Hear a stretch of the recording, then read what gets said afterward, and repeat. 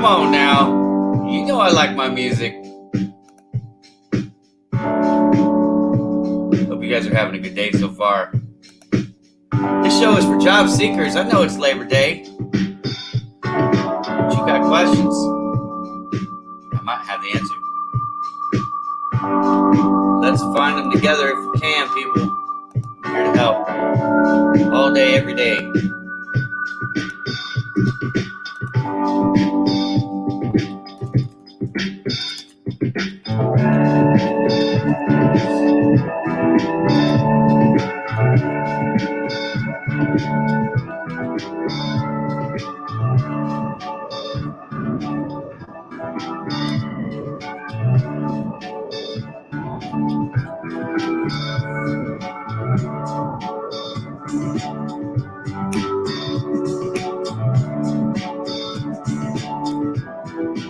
Hello, everybody. Our audience is growing. There is a ton of people in the house. In fact, I'm going to start running down the list here just so, hi, everybody. There's quite a few of you. We're up into 40 already, so that's a pretty good start. Now, it's Labor Day. I know it's vacation day for a lot of us, and I'm on vacation too. But guess what? Job seekers have questions, and I know the answers to a lot of them.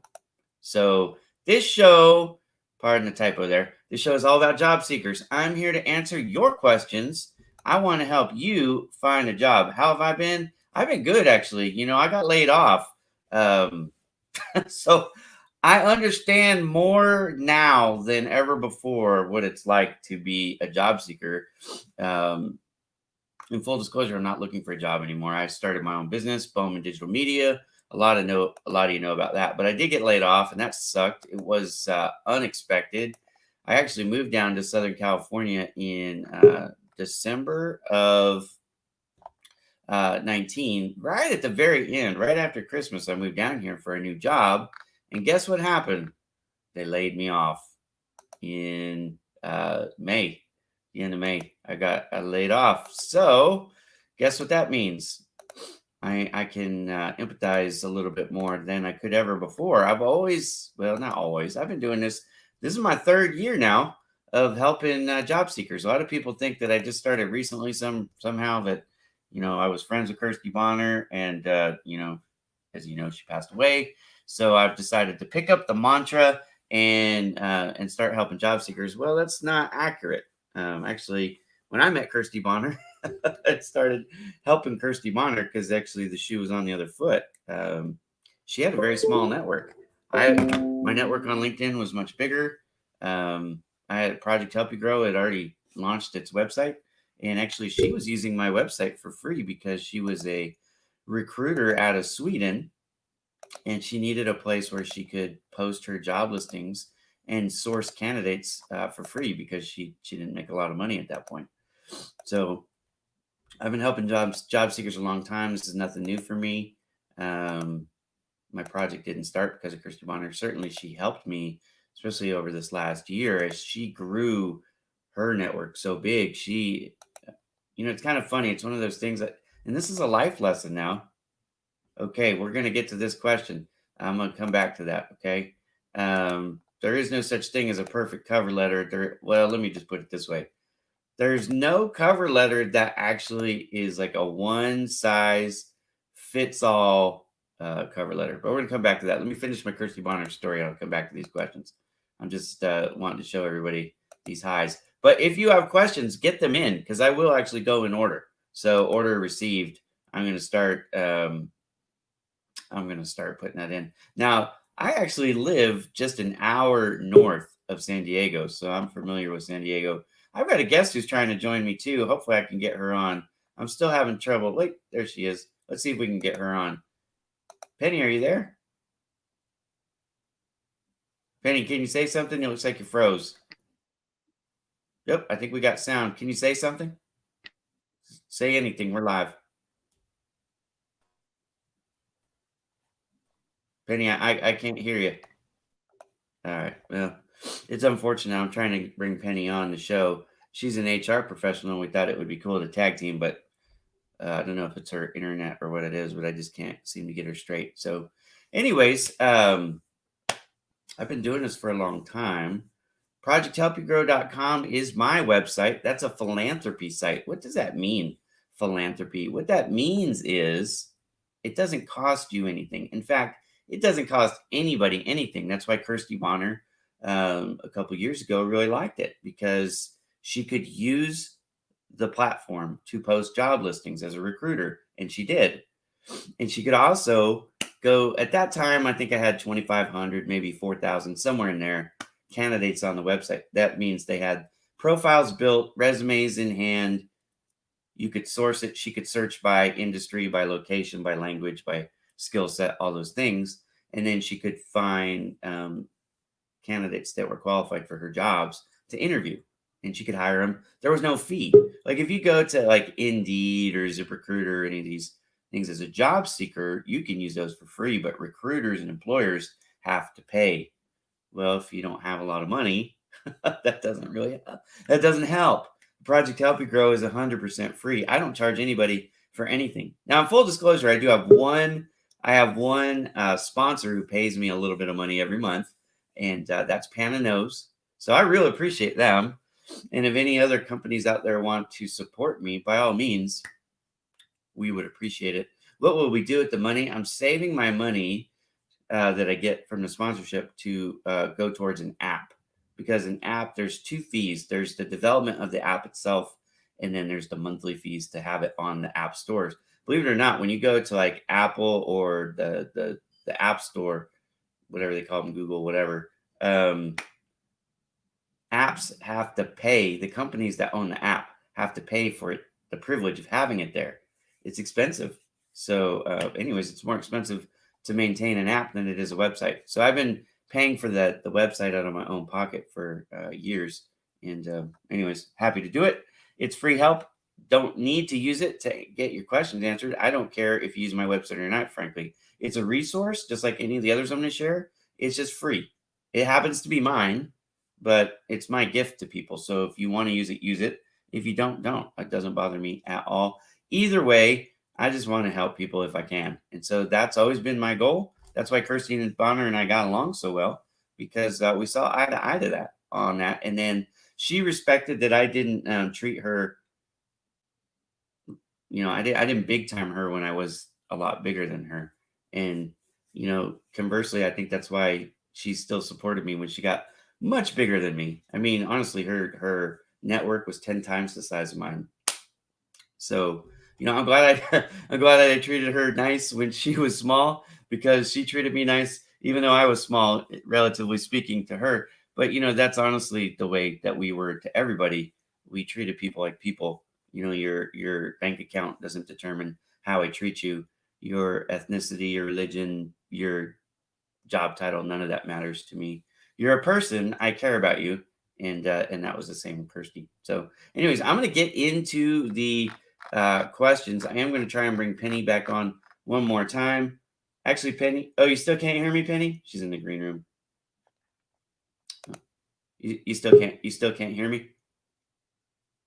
It looks like this connection, I can see you, but you can't hear. Okay, I'm sorry. Well, we'll try this again some other time. I'll bring you in another time. So that's Penny. Penny's my friend, but unfortunately, she's having audio issues, so we'll just have her back some other time. I am going to do the show weekly. I haven't settled on a date yet. In fact, I might do it 2 times a week, just because I'm having trouble picking a date. So the days that I'm not currently broadcasting any shows are Saturday, Sunday, and Monday. I have a regularly scheduled show on Tuesdays, which is speed networking with Mike and Ira, and that's a Remo event. And then I have Wednesdays where I do, what do I do on Wednesdays? Oh, I have 2 shows. I alternate weeks. I have ABC, which is Alon's blog club, and that's about Alon Zybert's blog. In fact, he released it last Thursday. We're going to talk about it this coming Wednesday. We do that at 1 p.m. Pacific time, and then 4 p.m. Eastern. So just you have to time schedule for that. But then the alternate weekend, I do Wednesday's Cup of Joe with my best friend Joe Stepke. And we talk about, well, last week we talked mostly about Cobra Kai, as it turns out, but we talk about just, random stuff. It's kind of fun. If you want to have a virtual cup of coffee with us, that's basically what it is. And then Thursdays, I do the roundtable with Exit Your Way. And then on Fridays, of course, I do Follow Me Live. And then we do Follow Me Friday after that. So that's the shows. Now I'm going to start just digging into these questions. So forgive me, I'm going to go back and scroll through. I know the first one was about the cover letter. So I'm going to go to that one. Oh, here we go. How to negotiate the CTC. Tell me what you mean by CTC. Okay. If you got to be careful with acronyms, because acronyms can mean anything. Even a local acronym might mean something else. Okay. So looks like Penny's trying to still join in, which is fine. Penny, shake your head at me if you can hear me, and I'll know that you're good to bring on. But I don't see you shaking your head, so that's probably not a good sign. Okay, here we go. This is the one that I saw first. How to draft the perfect cover letter, and I will forgive typos if you'll forgive mine. I have dyslexia, just so you guys know. So when you see typos in my post, it doesn't actually surprise me. I appreciate the forgiveness and the grace that you guys might give me because I do have dyslexia. So when I read it, I think it's right and I post it. And then, even then, a lot of times I don't see it until somebody points it out. And I'm like, oh, well, now I feel stupid. But usually I do know how to spell the word. I just didn't spell it correctly in that case. Could have been my fingers, could have been a typo, could have been my dyslexia. Who knows? But it is what it is. How to draft the perfect cover letter. Now, here's what I'm going to tell you. The cover letter should address a couple things. It should address your desire to work for the company in a paragraph. Okay, so really there's 4 things that it should have. You should talk about why you want to work for the company, how your experience is relevant to the company. You should talk about a greeting. You should have a greeting of some sort. And then you could talk about a variety of things in the cover letter, but you don't want to have it go too long. So, like Kirsty Bonner would tell you, 1 to 2 pages for your cover letter, or for your resume. I'm going to tell you a cover letter should be 1 page. Don't make it too long, but you do want a keyword match in the resume. So, or I'm sorry, in the cover letter. So keywords from the job listing, keywords from or infused into the cover letter, because it's going to be sifted through that ATS screen. Okay. So this is why you can't have a one size fits all cover letter. In fact, I'm going to write an article about this. I will actually write this down for you. So give me a day or so, and I will have this on projecthelpyougrow.com. I'll actually probably put this up on LinkedIn too, under my articles. Okay. So you can find it either place. But keywords, I've written an article called Keywords Ninja. Go ahead and read that. You can find that again on Project Help You Grow. I think I also put that one on LinkedIn as well. But find that one, because that'll teach you what keywords are and how to use them. Okay. But what you want to do is you want to extract the words from the job listing. So for example, I like to use this one because it's applicable to me. I was in sales for 20 years, just over 20 years actually. And in it, some of the jobs, the titles were account executive, account manager, sales. You see what I'm saying?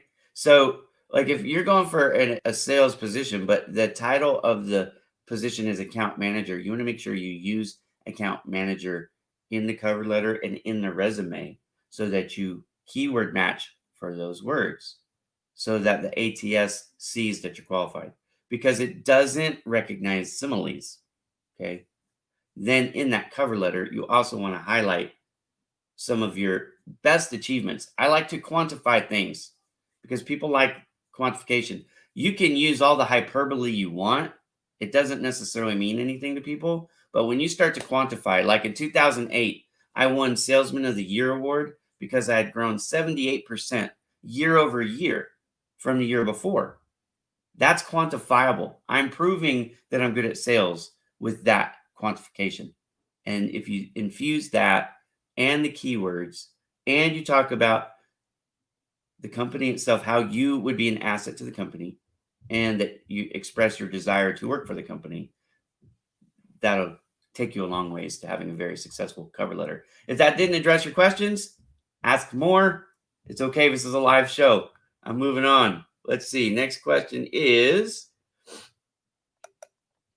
when is the job market going to open up for the oil and gas industry? I don't know the answer to that question. Anything I'd say there would just be my best guess. Now, I did used to work, in full disclosure, in oil and gas industry for the print market, so I do know a little bit about it, but I don't know, right?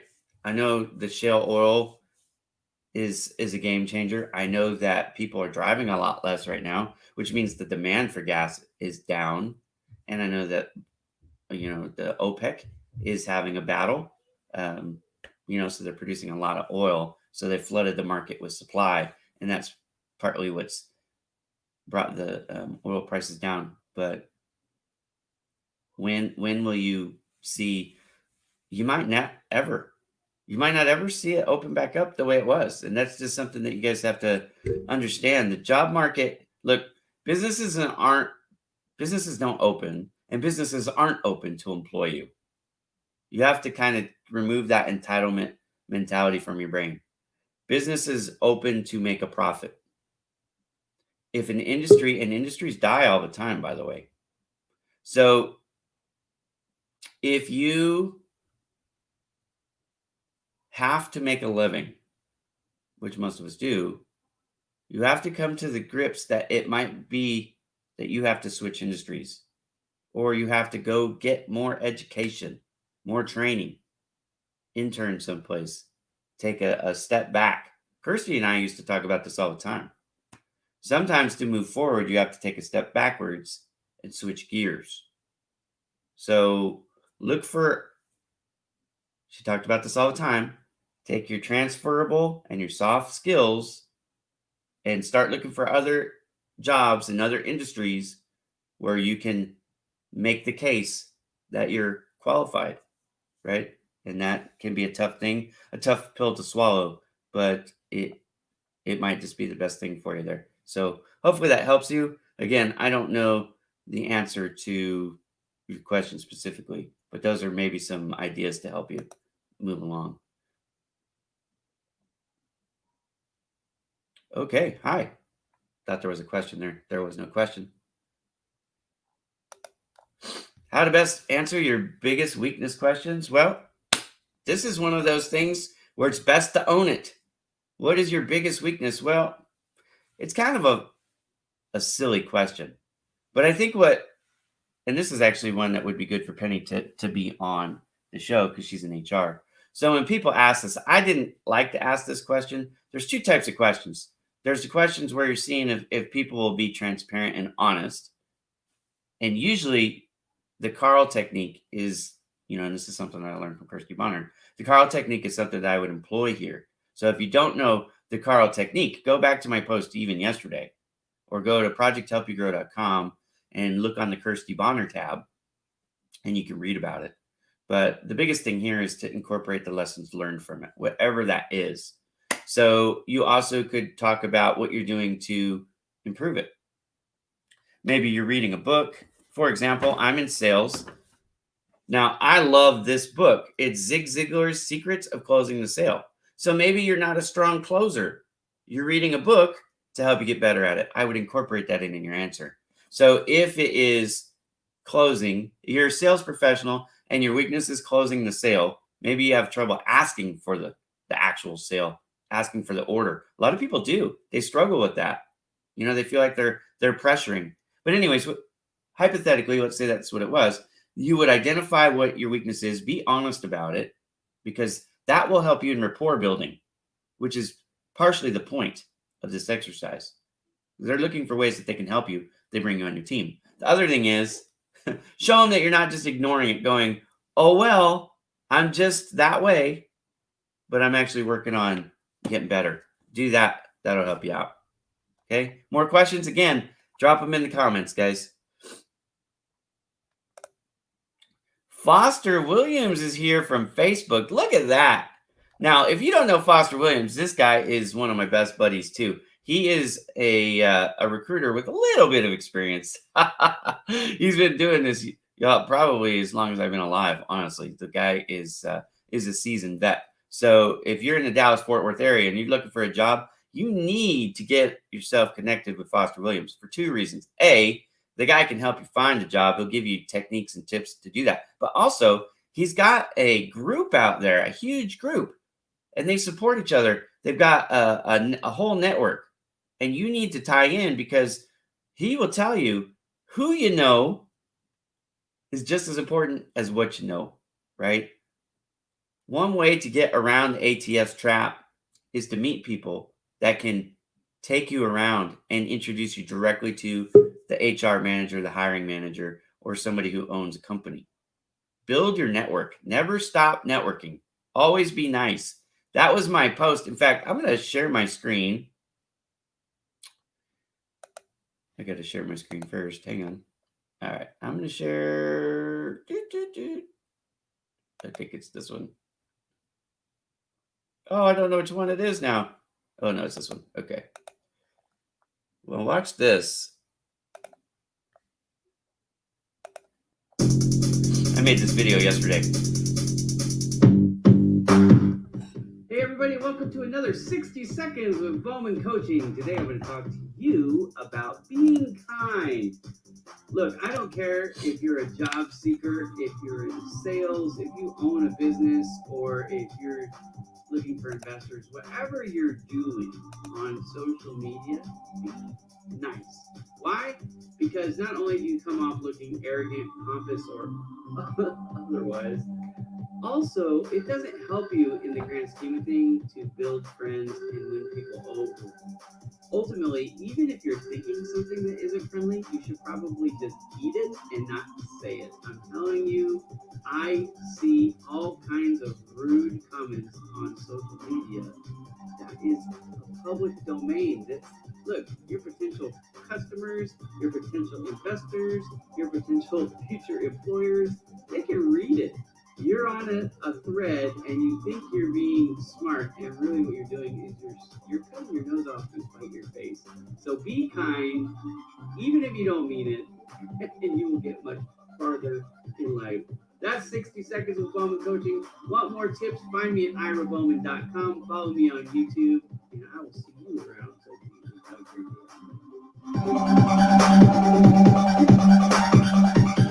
day. All right. Well, that was my latest episode of 60 Seconds with Bowman Coaching. That's something that I do on the side to help people out.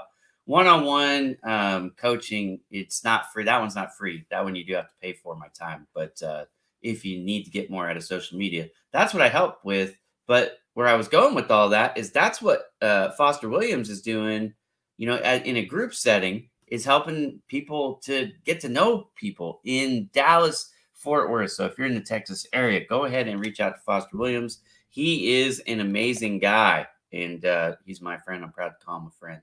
So once again, if you don't know, this is him, Foster Williams. Now, I don't know what year that picture's from, but that ain't anytime recent. I'm going to guess that's back from like 1955 or something like that. So we'll see. Following from Tanzania. Thank you very much. Hey, I just put up 2 jobs from West Africa. I don't get a ton of job listings in West Africa. I don't know what that is. I do get a fair amount from South Africa, but not nearly as many from West Africa. So check those out. I think they were from Nigeria, but I could be wrong. It was a couple days ago. But I did make them so they stick at the top. They're highlighted jobs. So hopefully that helps you guys out. How to switch from DP vessels to DP. Yeah. All right, let me help you out here. I am not I'm not in the marine industry. I'm not in the military. I have no idea what you're talking about there. My advice to you would be to seek out what I call an informational interview. Okay. Let me find it real quick. Informational interviews are something a lot of people don't utilize, but they should. More people should utilize informational interviews. So I actually wrote an article here on Project Help You Grow, and it's called The Power of Informational interviews. And basically what it is you go and you seek out somebody who's already done what it is that you were trying to do. And then you interview them, right? And the goal is not to get a job from them. The goal is just to get them to share with you advice on how they did and got to where they are, but also to get them to hopefully share advice like from where you are, because they're going to get to know you too, to where you want to go.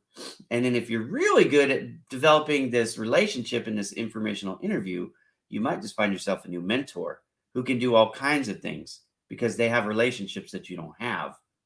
And that can help you get even further. So for you, and I'm sorry. Oh, here we go. Sushil. I can't answer your question directly, but I will tell you this. If you go seek out somebody who's already done that, you likely will get the answer to your specific question from them. And I hope that helps. Okay. Why is security companies looking for people with active clearance when people with active clearance are already employed? It's simple. It comes down to money because active security clearance costs, from what I understand, about $30,000 to get. So if you hire somebody who doesn't have it and the job requires it, then it's a $30,000 expense to an employer. But if you hire somebody who already has it, you don't have to spend the money. It's really that simple. Just comes down to economics.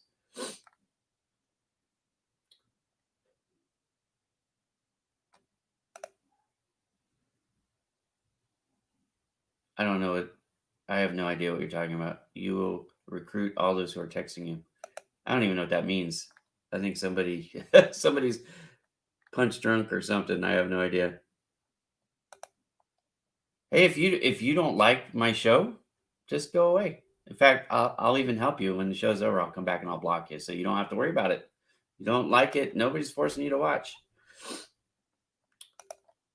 Hello, Bowman. I have a question. I'm applying for internships in IT fields. The companies actually don't have mandatory option to share cover letters.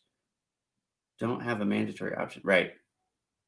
Yeah. So I think that my opinion on cover letters changed actually, and Kirsty Bonner helped to change my mind on this, frankly. So cover letters, I used to think, well, if they're not required, I'm not going to do it. And frankly, most companies didn't require them. So I got away from using cover letters in my career. Now, in the last couple of years, it seems like the trend has changed and it's more advantageous to use the cover letter. And here's why.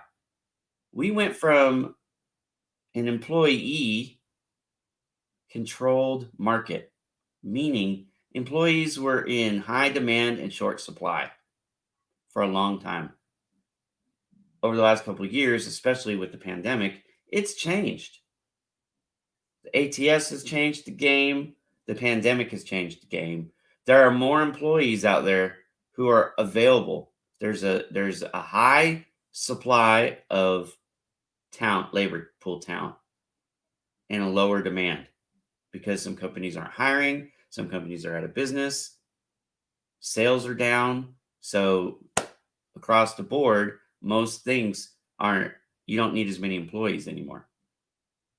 The cover letter is an advantage because it helps to explain any gaps, or if, especially if you're trying to ascend, which isn't something I recommend doing right now. You're actually, if you want to get a promotion, the best thing to do is to get it internally right now. It's not to change jobs or change companies anyways, right? Internal promotions are, to me, the more viable path right now. But to answer your specific question about cover letters, if it was me, and I can only speak from my experience here, but if it was me right now, I would use a cover letter every single time. And I would always want to put in, like I said, keyword infused from the job listing itself terminology. I would always want to explain why I'm excited about the opportunity, how I think I can help, or why I'm a perfect fit for that opportunity. Okay. So those things in a cover letter every time, I would always use it. even for IT internships. Hope that helps. Have more questions, go ahead and put that down in the comments and I'll get to it. How to find an international job. Well, this is actually something I talk about all the time. The number one strategy that I would employ right now is I would look for a company that has offices where you are already legal to work, right? So if you're from the United States and you want to work in Canada, what I do is I would find a company that has offices in the United States and in Canada, and I would start in the United States. And then when I get in there, I would work towards a transfer. I would let HR know. I would let my direct manager know. I would let my divisional manager know that my end goal is to work for you in Toronto or wherever in Canada, right? And then work on an internal transfer. That can help in a variety of ways. You don't have to find the job. You don't have to establish a track record. You're already going to have one. And they might even help you with sponsorship and moving expenses. To me, that's the most viable path right now. The other things I've suggested in the past, visit the place. Make sure you really want to live there. Because some of you folks want to, it's just like a dream or a fairy tale. Like, it would be better for me to live in, Canada or wherever, and you've never been there. Well, how do you really know that? You might not like it. If you've never lived in snow before, it might really bum you out to live in snow for 5 months a year. Like, that's a real thing. You may not speak the language. You might not like the culture. I mean, there's all kinds of different things. So one thing I suggest people do is visit. If you can't visit, the next best thing, and you should do this anyways, join groups from that region. Get to know people. Start building that who you know. You need to build your network. And as you're building your network, you can start to, don't beg everybody for a job. But what you want to do is you want to start, building these relationships. They will, as they get to know you better, will start to want to help you. You'll find some champions that way. So build relationships, join networking groups, visit if you can. But number one recommendation, find a multinational company that has offices where you are and where you want to be, and go that route. I think that's the smartest and most viable path. Might not be the fastest path right now, but I think it's the best path. Okay. How can I find sponsorship for my foundation? I don't think that's a question for this show, not a job related question. I need a job in my city of north of Morocco. Okay, so I don't have a lot of job listings from Morocco, but what I can tell you is I like Google to find job listings in almost any industry in any city. Just open up Google and type jobs. In fact, I might not be saying this right, Qatar. Put the place, or I'm sorry, put the industry that you're looking for, and I will show you an example of how I do it on Google right now. I'll teach you how I do it, okay? Because I help people like that. Like, I'm looking for a job in Canada. I have jobs in Canada on Project Help You Grow. So just go to projecthelpyougrow.com, search in, put in the city and the type of job you're looking for, and there might be some in there. But I could show you the same thing on Google. Tell me what type of job in Canada, and where in Canada specifically. I'll show you how to use Google Job Search if you don't already know. Hey, it's my pleasure. This is absolutely a pleasure to me to, I don't take it lightly. For me, this is serious business. I'm trying to help people, and I've been putting my money where my mouth is for years. I don't care if, people want to be rude, like a nup who's going to be blocked in a minute. Whatever, gone. You don't appreciate what I'm doing, I don't care. Just, find somebody who you do appreciate and follow them. No problem. But for those who want my help, who appreciate my help, I have a variety of methods in which I help. Project Help You Grow is one of the ways that I help. I don't shy away from it. It's my website, but go visit it if you've never visited. There are no ads anywhere. You don't have to sign up for an account to view any of the information. It's all open sourced, and I have job listings on there from all over the world. I have blogs that cover all of these topics and more. I have podcasts where I interview career search industry experts people, this is what they do for a living. So all those things are there for you for free. That's what I'm doing to help. If people don't appreciate it, they don't appreciate it, and that's fine. Everybody's entitled to their opinion. I'm not the right cup of tea for everybody. I know that my personality doesn't gel well with people. Both, people I respect and people I don't necessarily get along with, but that's okay. There's 675 million people just on LinkedIn alone. You don't have to get along with everybody. Not everybody has to be your fan. I never joined social media to become famous at all. So the fact that I have amassed 185,000 followers, is kind of shocking to me. I'm still like processing that in my brain, but I appreciate it. Look, I've been validated enough that I know what I'm doing is appreciated by enough people, but I'm going to keep going. My website, you might think it's a joke, but for me, I get 250 to 1,500, 250 people on a slow day to 1,500 people on a busy day on my website. And that's just the one website. I actually have 3 websites, but projecthelpyougrow.com is the one that I do this stuff for free on. And 1,500 people a day with no advertising. I've never spent a single penny on any advertising. I think that's pretty good. So I'm out to help you if you want it. Looks like I got a question here. Do you have some suggestions for how to rebuild writing editing portfolio after a long career gap? Yeah. Do you recommend copy editing certificates? Thank you for the work you're doing. Well, thank you for the question, Anne. One of the things, with copy and writing, it's actually pretty simple. You can write for blogs now. This is a new world. There are all kinds of blogs out there. Blogger.com, you can have your own. If you write job search related blogs, I'll post them if they're good on Project Help You Grow. I also have Bowman Coaching, which is just irabowman.com and bowmandigitalmedia.com. I'm looking for, guest contributors all the time. There are plenty of websites that need content. You're a content writer, write something. You can post it yourself, even on LinkedIn. So the other part of your question about having long gaps are a challenge for some people. Here's what I'm going to say. There are biases in the HR world. And this is, again, would be great to have Penny, who's trying to get on. But you still can't hear me, can you, Penny? Yeah, she's in the green room. Oh, you can hear me now? Ooh, I'm going to bring her on. Penny! Oh, Penny! You disappeared. Oh, man. Okay. Well, hopefully she'll come back. But here's the thing. There are biases out there. There are people that are biased. There are companies that are biased. Hang on a second. Can you hear me still, Penny? Because I was trying to add you and it disappeared. Okay, she can. Yeah. Hello, everyone. Wow, like it works. Oh my goodness.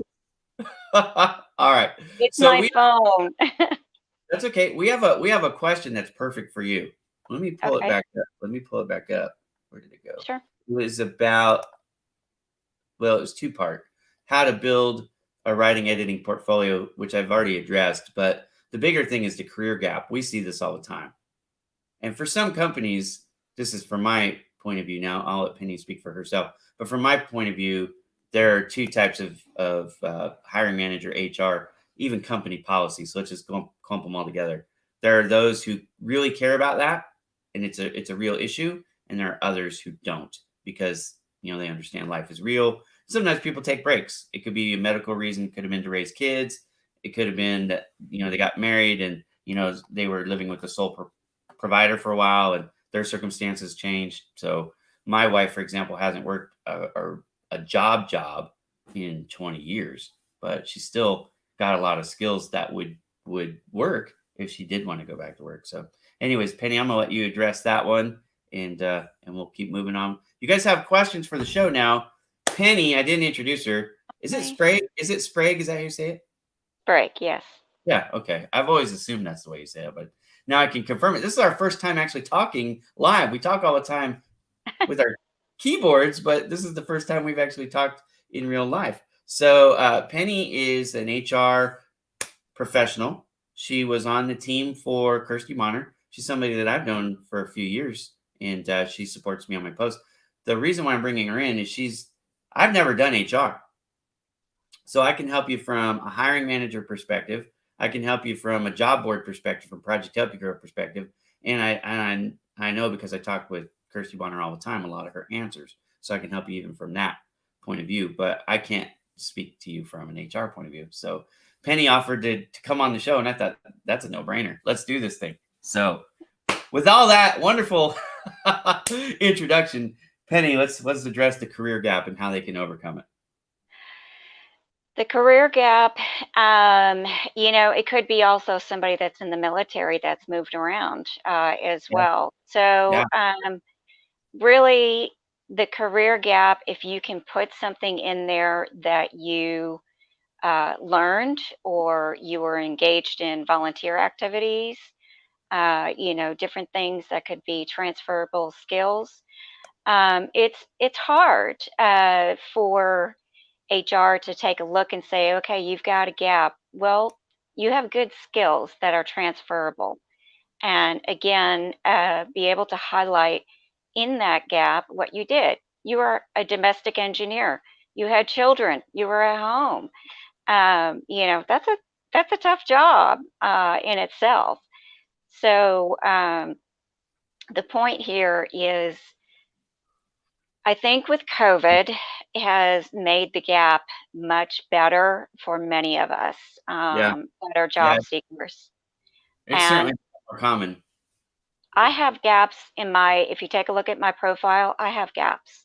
However, I was a consultant before, and my son is high functioning autistic, is autism, excuse me. And, I've had to take some time. I've been outplaced. I've been companies that have bankrupt, companies that have sold, so these were things that were beyond my capability.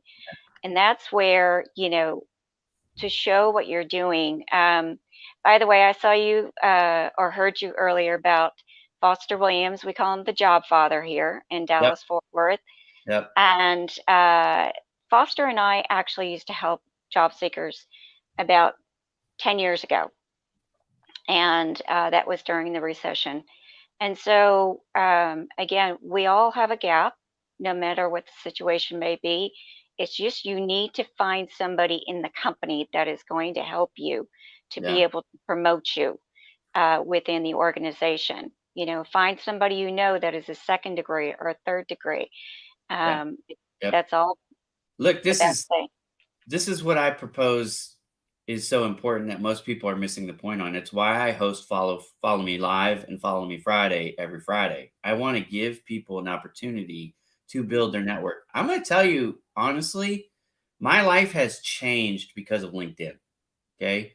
I was on LinkedIn. I came on LinkedIn in 2009. Up from 2009 to May of 2018, I only had 1,500 connections, right? Where my life changed is when I started to change my mentality of opening up to build my network. And I sought to purposely grow my network. I changed my point of view. And I launched my business in June without spending any money on advertising. I still have not spent any money on advertising. I haven't had to. And the reason why I haven't had to is because I built a huge network, and it's like a giant flamethrower megaphone. And that opens the doors in all kinds of ways. It's what Foster Williams is talking about. It's what you're talking about now. Who you know is every bit as important as what you know. Now, some people will say who you know is more important than what you know, and I say phooey to that. Here's why. You're not going to hire me as a doctor, even though I know everybody in a hospital, because I'm not qualified to be a doctor. I don't have the degrees. I don't have the education. What you know is still very important. You have to show that you're qualified for a job, no matter if you know somebody or not. But the fact is, there are doors that will open to you if you know somebody that won't open to you otherwise. For example, those of you who still struggle with writing an ATS resume, and by the way, that's most of you struggle with that. Because here's a fact, and this is not an opinion, this is not hyperbole, this is a fact.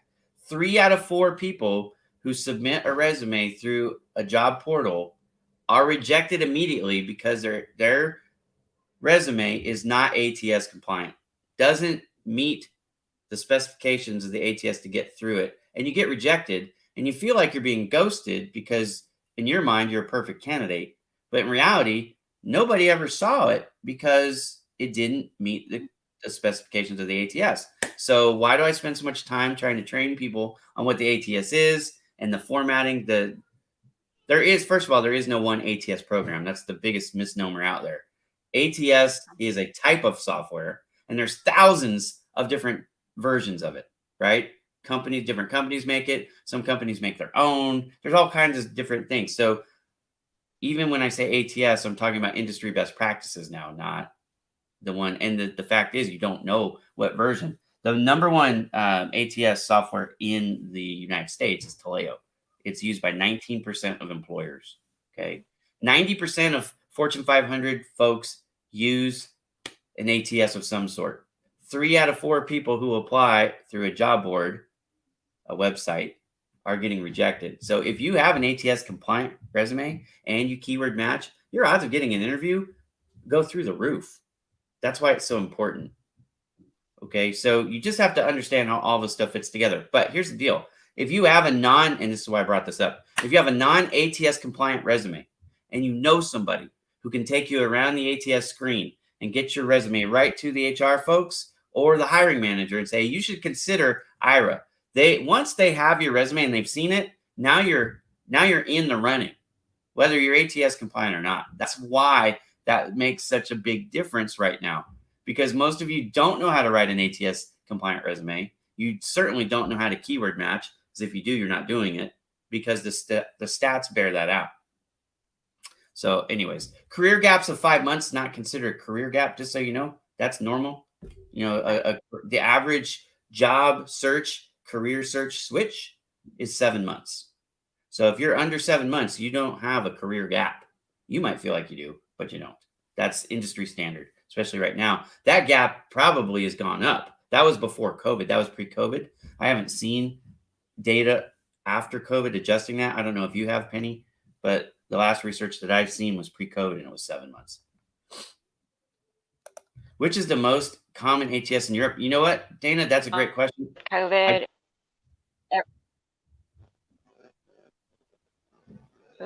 I don't know that. Yeah, I don't know that either. But here's the thing. I will find out. Dana, send me a direct message on LinkedIn. You can send me a DM. Ask me that question. I will find out, and I'll get you the answer, and I will report back to that on the show. I haven't decided what day of the week I'm going to do this every week, but I am going to do this on a regular basis. Yeah, I will get it for you. The cool thing about knowing, when you figure out what they are, you can actually go to their website and you can read all about their rules, what they accept, what they don't accept, the fonts, the sizes, the colors, PDF or Word. Let me talk about that. I was talking to somebody yesterday at my church, of all places. He's a job seeker. Okay. He was sending out PDFs. And I said, don't do that. And he goes, why not? Here's why you don't do it. ATS programs, for the most part, some do accept PDFs, but most don't.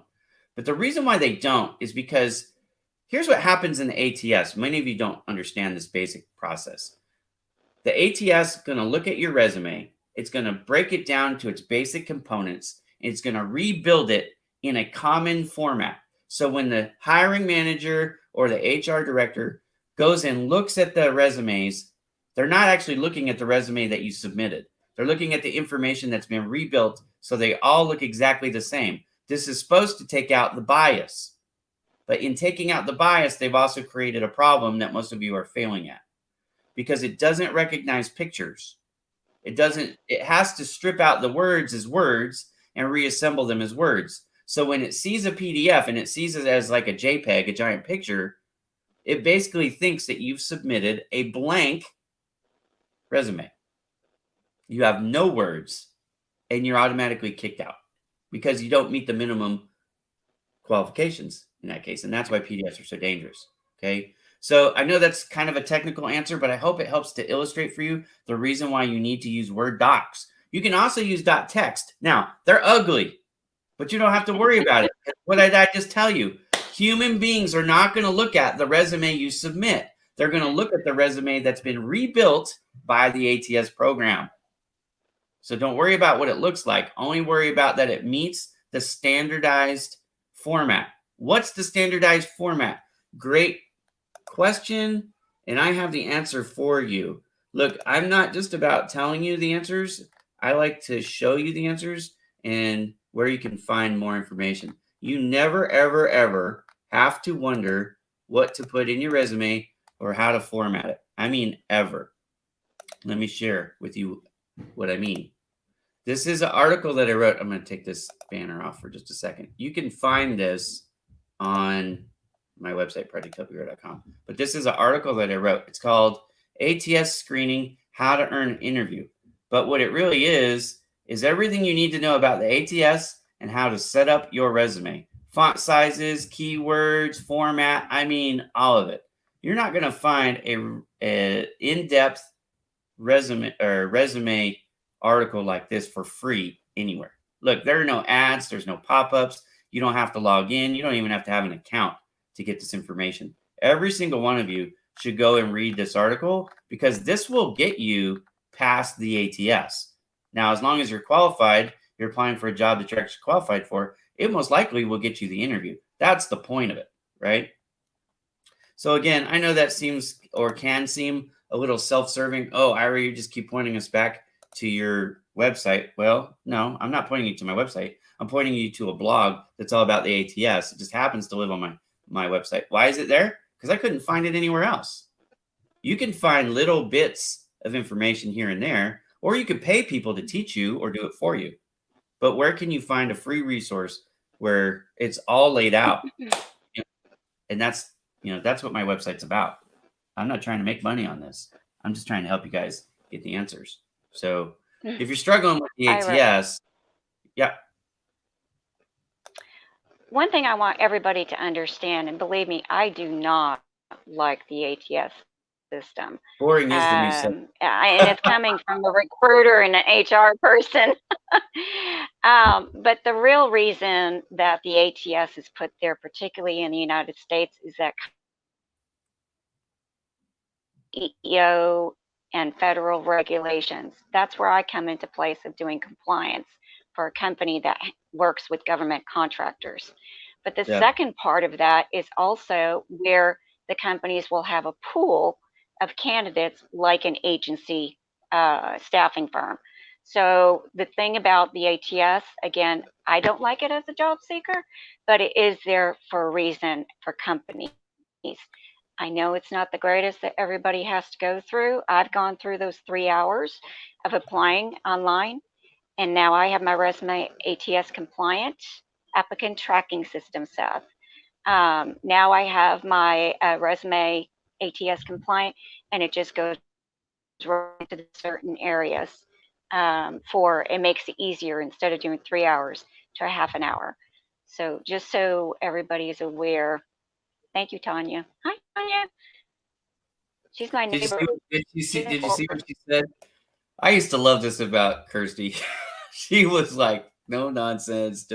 She hated the ATS. Can I tell you? In case anybody doesn't know, she hated it. When I first met Kirsty, she used to lambast. I don't even know if that's the right way to say it. But anyways, she used to just, tear at the ATS. She thought it was the devil. So anyways, the ATS has a lot of problems. It was designed to do a lot of good things, but in all practical application, it has failed miserably. It was supposed to help remove all the biases. So remove age discrimination. There was a question in here. I've got to find it. I've kind of lost my way a little bit on some of these questions because they come in fast and furious. But one of them was about seniority. Yeah. Okay. So this one from Karina. So I'm going to tell you guys something that you're probably not going to want to hear, but I think you need to hear. And again, I've defended this. I've written an article on LinkedIn. You can go to my articles and read this, but it's about fractional work. And I address this in fractional work. But here's the idea. You're looking for traditional full-time roles with full-time benefits, and that's all you're really considering. And so it limits your options. And it basically, the elephant in the room that nobody ever seems to want to like say out loud because they're afraid they're going to sound like a bigot or whatever. But when you're older, it's about, look, again, why are businesses in business? They're in business to make a profit. Forget all your goodwill, whatever. Most businesses, and this is most, not all, certainly there are some that do care about the environment or care about helping people or whatever, right? They philanthropy minded. Project Help is one of them. I don't make any money on it. In fact, I lose money every month that I run Project Help. It costs me money personally, and it has from the very beginning. I've never made a profit on it. Okay, so there are some out there, but the majority of businesses, I mean, like 99.9999999% of them are about profit. So here's what happens when you hire elderly folks, what we call our senior candidates. What you're really doing is you're increasing your healthcare coverage. It costs more because your odds of getting sick, cancer, whatever, goes through the roof, and it raises the medical costs for the company. So how can you flip that on its ear? Go for jobs that don't pay for benefits. And if you do that, now your experience is no longer seen as a liability. It's seen as an asset. And hopefully I'm not using terms that are over your heads. Okay. But here's the basic premise. Go for contract work. Go for part-time work that doesn't include any benefits, or go for what we call fractional work, which I'd be happy to explain in a minute if you guys want me to explain what fractional work is. It's a term a lot of people aren't familiar with. But any of those three, now your experience, let's say you're 60, 65, 70, you've been doing something for 35, 40 years.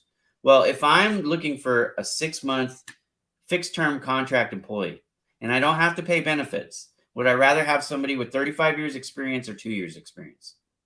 I mean, a moron would say 2 years. Everybody's going to go 35 in that case because I'm not paying for your medical. You're not going to affect my employee coverage plan, benefits plan for the whole company. So all your experience becomes a major plus. Those jobs are being won in droves by the people with the most experience. You don't have to hide your age. You don't have to hide your experience. In fact, you should not share your age, but share all your experience.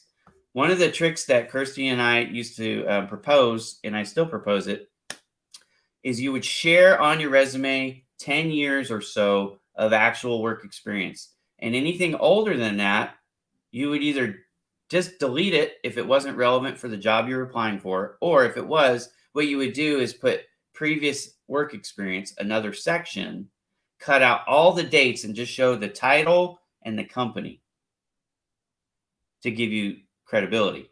But now you're stripping out their opportunity to gauge if you're, 55, 65, whatever, right? The other thing we would do is we would take the dates off of our college experience, because you don't want to show somebody that you were in college in 1977, right?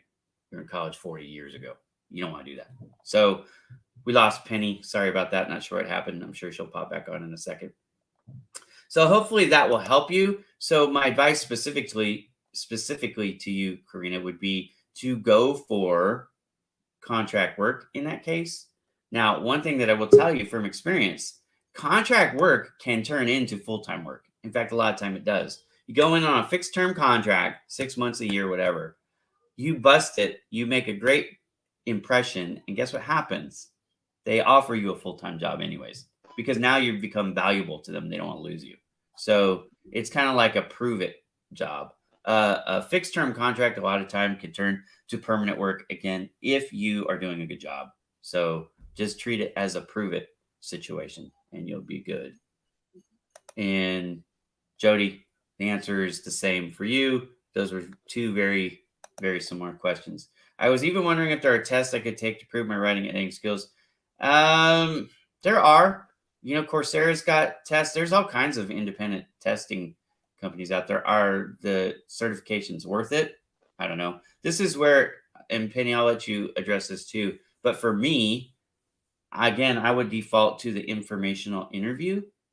Go to somebody in your field who's done or doing what you want to do and ask them that question. Or if you know somebody in HR in that industry, that's another person you could ask.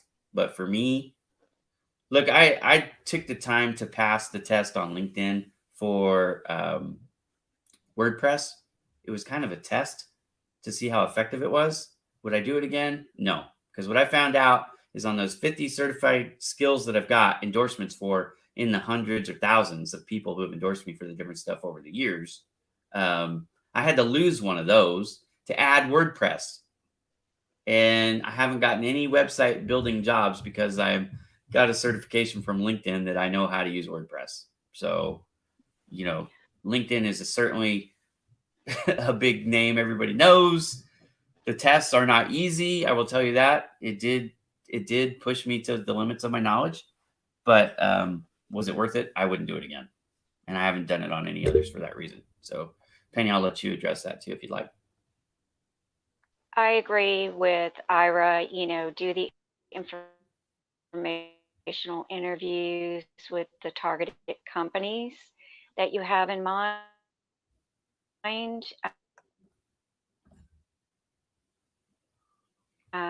Or, even Yeah, you're cutting go in and out out to on. groups that are on LinkedIn or others that are in your area. I had a feeling that was the case. Welcome to technology. Yeah, it's tough. We've got you right now though. So, let's move to Can this you question. hear Yeah, you frozen on us, me Penny. I'm now? sorry. It's freezing. Okay, so data. Let me address this. I was going to have Penny go first. The thing on referrals, anybody can refer you, but not everybody should. Let me tell you guys. I'm going to answer your question and another question that I get a lot. Referrals and references on LinkedIn. Who should write me one, and what should they say? I talk to recruiters every day of the week, and I actually specifically have asked a few of them about this particular topic because I myself didn't know the answer and I wanted to learn my own edification. So what I've learned from the people that I've asked this to, yeah, I'm losing you, Penny. We can't hear you. Engineer. Yeah, we can't. It's not working. I'm sorry. Okay, so here's the thing. If you have never worked with data, or you know data, but you're not in the engineering or design space, for you to give him a design or engineering referral is probably not going to help him out in the eyes of a recruiter or an employer who's going to try to hire him or consider him for a position that they have. They don't want to see fluff. They want to see references from people in your industry, somebody that you've either worked with directly or been managed by directly, or perhaps somebody that you manage directly, depending on the role that you're going for. Because what they do, how you worked with them, and then what they say about you, all is important. So you want to get somebody who's worked with you directly, somebody that has relevant information about you with respects to what it is that you're going for. Firsthand knowledge of your work ethic, knowledge or experience in that field with somebody with a title that's relevant, right? So again, and it doesn't have to be somebody that you work with directly. Let me help you in this case. So in the sales world, I worked with a lot of customers. I didn't actually work with them. I worked for them as a vendor. Or conversely, I had vendors, people that I purchased stuff from that I worked with on behalf of my clients. I can use any of those as a reference base, right? So somebody I worked with directly on my team in a company, somebody that was a client, or somebody that was a vendor that I purchased from, right? Interacted with. Could have been product training, could have been somebody that I ordered materials from, software from, those kind of things. So, but it does need to be one of those three categories. It needs to be somebody that had direct access to your work. And again, somebody with relevant title, right? If you're talking about a receptionist giving you a referral for design engineering, it's probably not going to hold water, right? So you've got to have somebody that's credible. Okay. I've addressed this for quite a bit of time. So hopefully that helps now.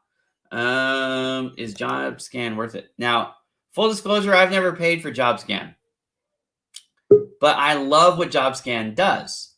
Now, if you want to learn how to do what JobScan does for free, read that article that I shared earlier. In fact, here, let me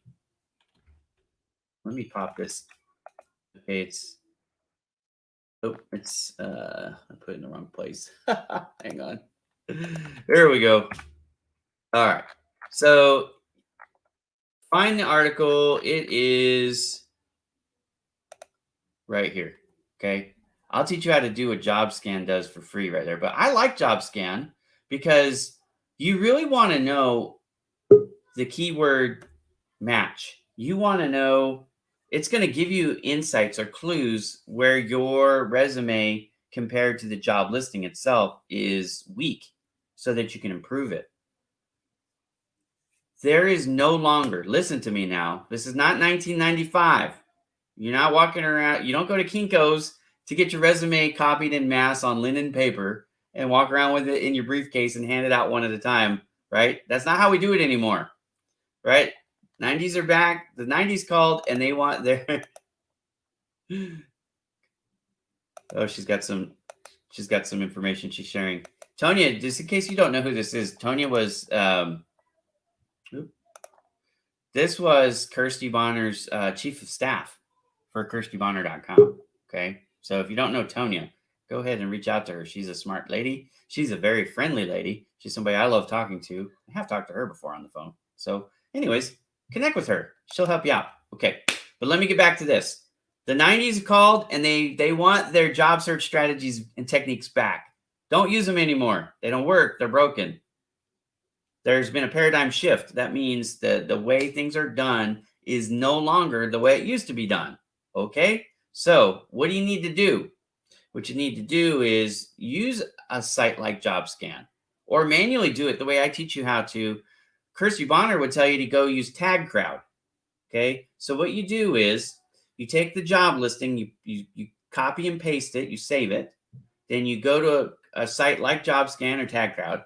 You put in the job listing, then you put in your resume, and you compare the results on TagCrowd, or JobScan will actually do it for you. Or you can go to read my article, and I'll teach you how to do it manually. However you want to do it. But basically what you're doing is you're comparing the words in the job listing to the words that are in your resume or CV, and you're seeing how close of a match they are.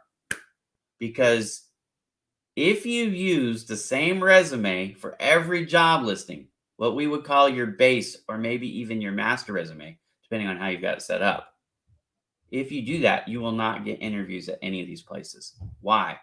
How can you say that with certainty? Well, here's why I can say it. And it may actually be true. You might get the occasional, but it's going to be dumb luck. But here's the problem. You have more candidates applying for every single job, which means the keyword matching is how they're going to stack them based on the computer is going to go, it's AI, it's artificial intelligence. It's going to go, this resume has 99% keyword match to the job listing. It's the best one. And then there's another one that might be 98.9, right? That's number 2. And then another one might be 97. That's going to be number 3. And it's going to keep going. They're going to have a certain amount. HR is going to have predetermined. We're going to review the top 50, or we're going to review the top 100, or we're going to, whatever the number is that they've said, you have to be in that top ranking to whatever that number is. Now, if they've got 45,000 submissions, that number, the percentage that you need to hit is have to be astronomically high, almost 100%. 100% is almost impossible, but you get the idea. That's be really good. Now, if they only get 50 applicants, everybody might get an interview. And that's where, in my example of nobody getting the interview, you might still get the interview, right? Okay. But the fact is, there's more people doing it than ever before applying. So your competition rate is higher. Now, if you use JobScan CO to the specific question, is it worth it? You get 5 of these things for free. That's why I've never paid for it. Didn't need to. Okay. But I did want to know how it worked. So I played with it. Okay. So JobScan does a great job. Is it worth it? I don't even know what the fees are. I never looked into the pricing. So I can't answer the question specifically. But I can tell you that what it's doing is very valuable. I will tell you that. Now, there are ways to do it for free. Let me give you an advice jobscan.co would hate. Did you know that you can create email addresses on Gmail or Google for free? They do it based on your email address. So if you use 5 for free on your email address, and then guess what you could do? Just go make another email address. You have 5 more for free. And when you run out of those, make another email address and use that for free. There are lots of solutions in life if you just think outside the box. That's part of what I try to help people with. Step outside the problem, because you look at it so close. Sometimes the obvious answer becomes more obvious when you back up.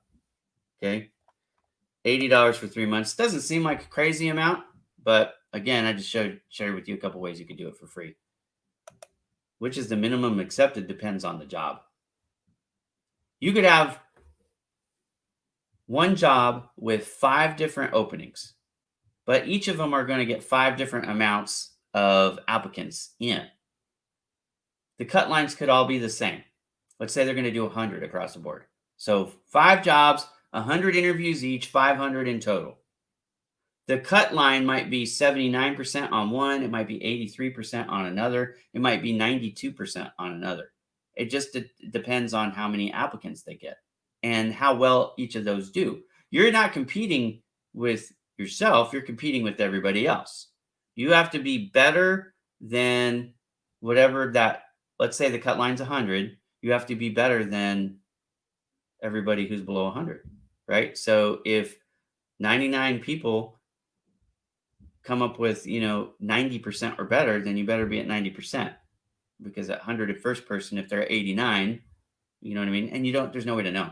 Nobody advertises that. You'll never know. So the industry standard, what most people will tell you is aim for 80%, a B. Can you get a B on the score?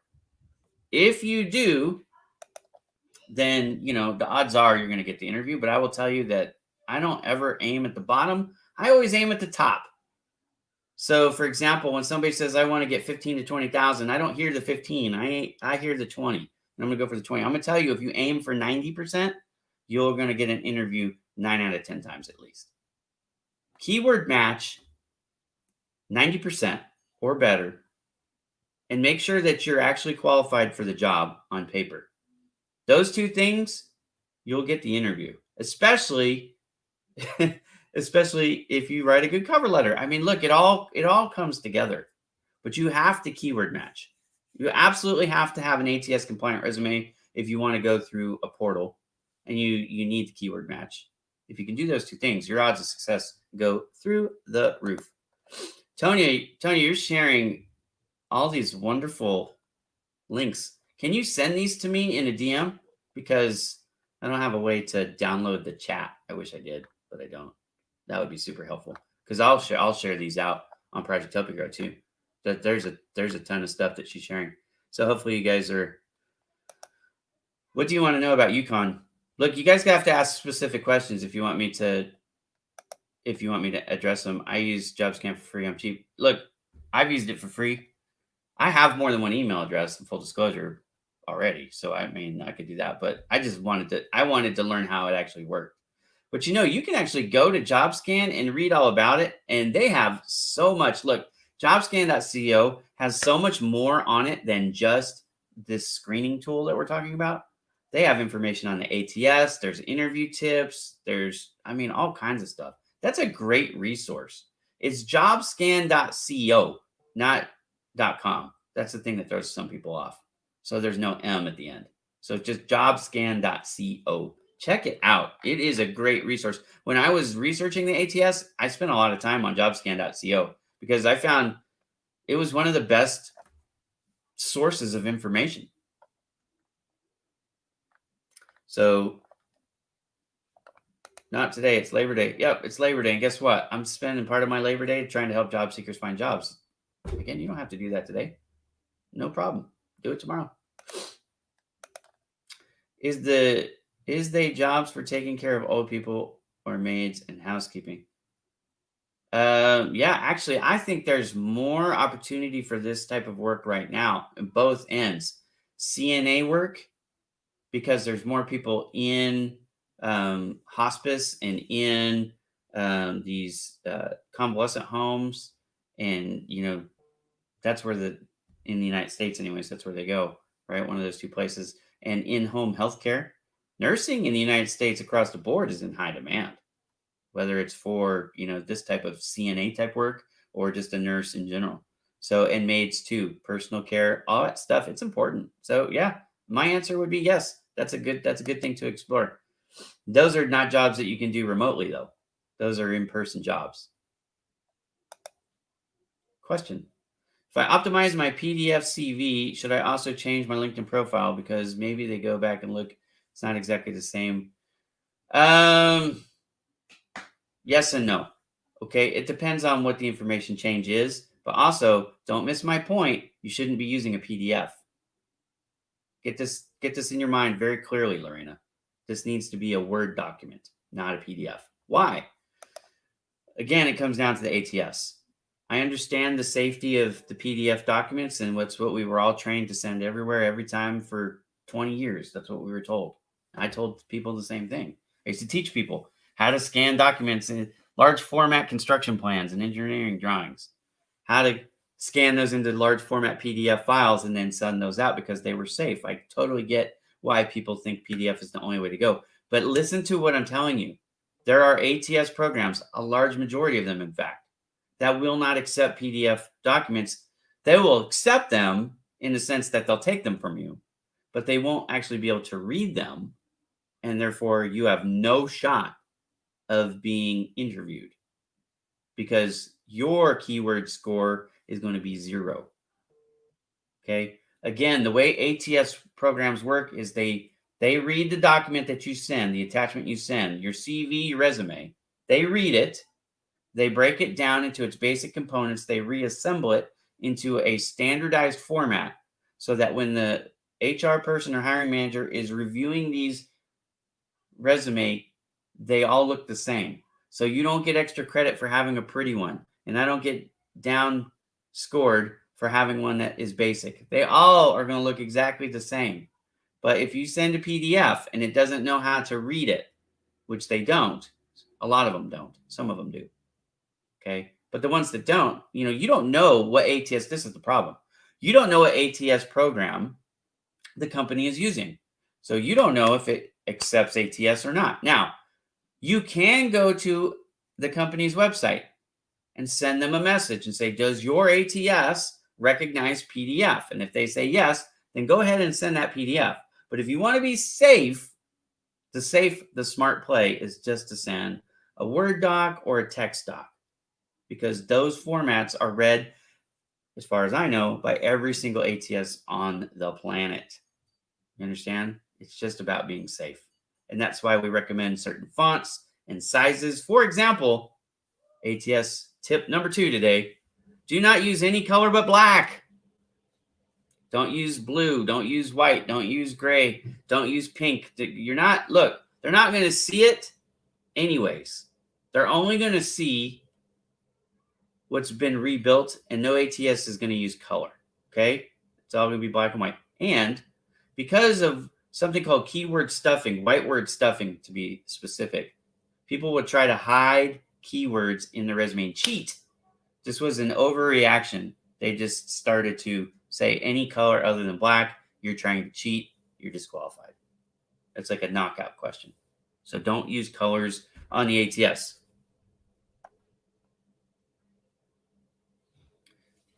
Penny, I am so sorry that we had technical difficulties. It was awesome getting to talk to you. And yes, I would love to have you on future episodes. We might do, I might do something different with you too. I might record you on Zoom and then broadcast it back out.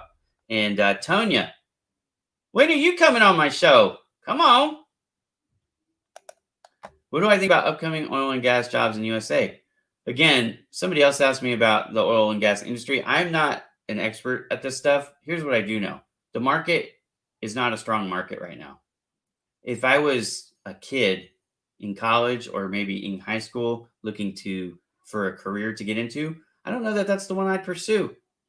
I'm just going to be honest with you. That might not be the smartest play. You might want to go into more like solar power, some type of alternative energy source. just because the demand seems to be higher right now, right? But anyways, she said done. I don't know if that means she's coming on my show or or what that means exactly. Hey, I'm glad to help. I hope they help. That's been the whole point. I've really appreciated all your guys' questions. I've been on for an hour and 20 minutes. I usually keep these to an hour. So tell you what I'm going to do. I'm going to say see you later. I'm going to try to enjoy some of the day with my family. Again, thank you so much, Penny, for coming on. Tonya, thank you for all the tips. Again, if you would do me a favor, can you email those to me or send me those in a DM? I'd like to make use of those resources too and sharing them through the Project to Help You Grow network. And again, I'm on 4 days a week officially. This show is going to happen every week. I just haven't settled on the date and time yet. And I might actually do it more than once a week because this is something that I care about. Now, if you don't know me, that's okay. I run Project Help You Grow. I own Bowman Digital Media. I work fractionally for Exit Your Way as a director of sales and marketing. And then I run Bowman Coaching there, which is social media coaching for those of you who need it. It's one-on-one. That one's not free. You do have to pay for that one. But you can find me on LinkedIn every single day. I post once a day in honor and in tribute to my dearly departed friend, Kirsty Bonner, who I miss greatly, to help job seekers. That's the whole point. So every single day, if you're a job seeker, you should follow me because I'll give you some tips that you're probably not going to hear from anybody else. If you liked Kirsty Bonner's straightforward, straight shooting, no nonsense approach to life, you're going to love me because Kirsty and I got along great because we both shared that same, and Tonya does too, by the way, which is why I like her so much. Look, we're not necessarily the world's best touchy feely. You know what I mean? Like you probably aren't going to come to me for an emotional hug very often. Although I do try to be empathetic, but my nature is more matter of fact. I am a nerd. I study a lot, which is why I read books like this because I love it. And by the way, if you're looking for a quick, inexpensive resource on how to improve your resume, Curtis Tompkins put a book out, and I love it. It's called Resume Writing Simplified. It does address the ATS and the rules of it, so I recommend it. It's a very skinny book. It's 50 pages. This thing costs $4 if you buy it electronically. It costs $6 if you buy the paperback version. Though I got to tell you, I love the paperback version. And in full disclosure, soft touch cover feels wonderful in your hands. Anyways, check out that book.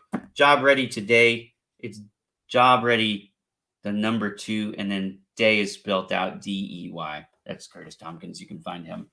Send me a DM. I've opened up my DMs just like Kirsty Bonner did.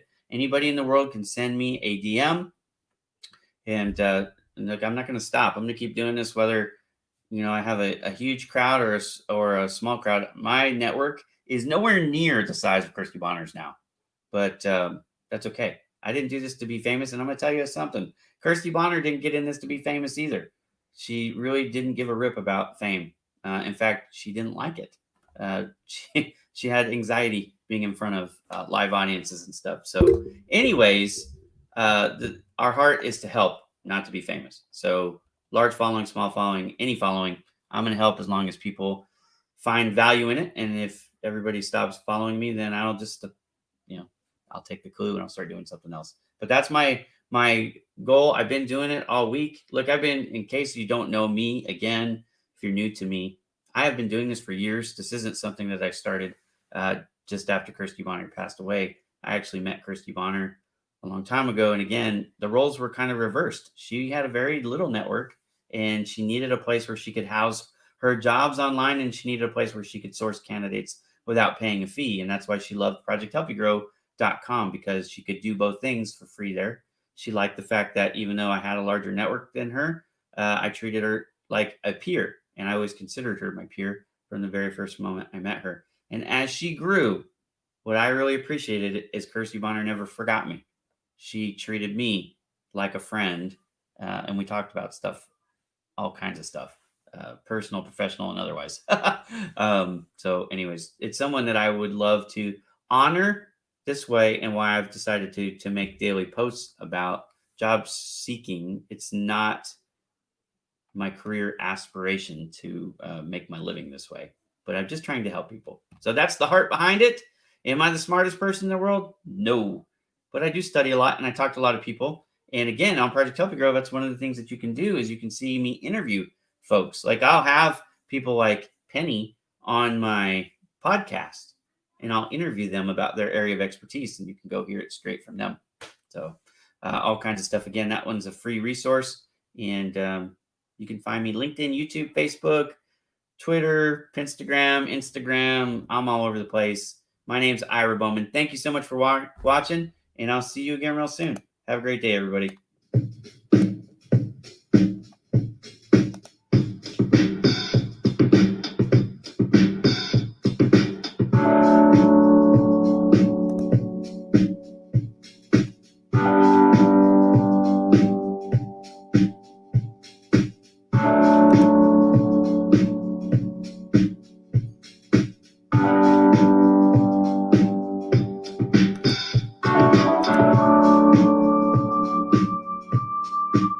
Thanks, Tonya.